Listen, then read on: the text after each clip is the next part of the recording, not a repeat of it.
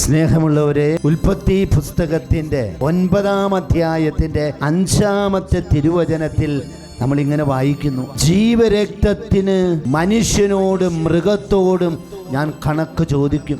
ഓരോരുത്തനോടും സഹോദരന്റെ ജീവന് ഞാൻ കണക്ക് ചോദിക്കും. പ്രിയപ്പെട്ടവരെ, വളരെ ഗൗരവമായ ഒരു വലിയ സന്ദേശമാണ് ഈ വചനത്തിലൂടെ കർത്താവ് നമ്മൾക്ക് ഓരോരുത്തർക്കും നൽകുന്നത്. സഹോദരന്റെ ജീവനെ മാനിക്കുവാൻ കർത്താവ് നമ്മളോട് ആവശ്യപ്പെടുകയാണ്. മനുഷ്യ ജീവിതത്തിന് മൂല്യമുണ്ട് എന്ന് നമ്മുടെ കർത്താവ്, സൃഷ്ടാവും ദൈവവുമായ നമ്മുടെ കർത്താവ് ഈ തിരുവചനത്തിലൂടെ ഓർമ്മിപ്പിക്കുക. ഇന്ന് നമ്മൾ ജീവിക്കുന്ന ഈ 21-ാം നൂറ്റാണ്ടില് മനുഷ്യ ജീവിതത്തിന് മൂല്യമില്ലാത്ത ഒരു സംസ്കാരമാണ് എൻ്റെ പ്രിയപ്പെട്ട സഹോദരങ്ങളെ നമ്മൾ കാണുന്നത്, കേൾക്കുന്നത്. TV നമ്മൾ തുറന്നാൽ, മൊബൈല് നമ്മൾ ഓണാക്കിയാൽ, ന്യൂസ് നമ്മൾ എടുത്തോ, പ്രിയപ്പെട്ടവരെ, മനുഷ്യ ജീവിതത്തിന് വില കൊടുക്കുന്ന ഒരു ദൈവത്തിന്റെ ആത്മീയമായ മേഖലകളെ നമ്മൾ കാണുമ്പോൾ ബൈബിള് മുഴുവൻ നമ്മളെ പഠിപ്പിക്കുന്നത്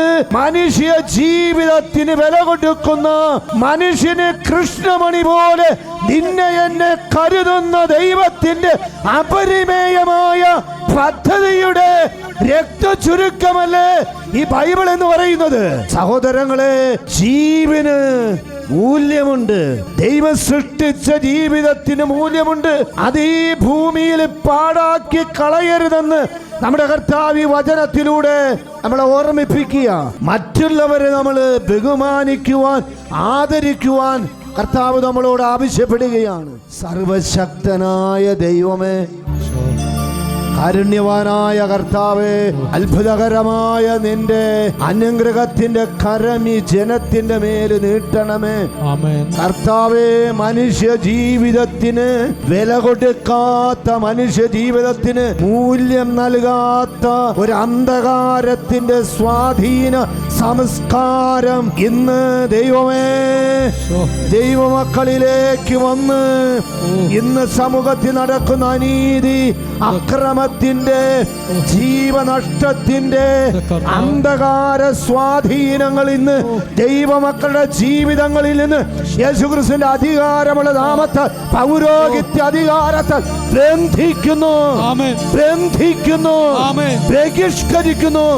വിട്ടുമാറി പോകട്ടെ, ഇപ്പോഴും എപ്പോഴും എന്നേക്കും. ആമേൻ. ദൈവപിതാവേ, അങ്ങയെ ഞങ്ങൾ ആരാധിച്ചിരുന്നിതാ.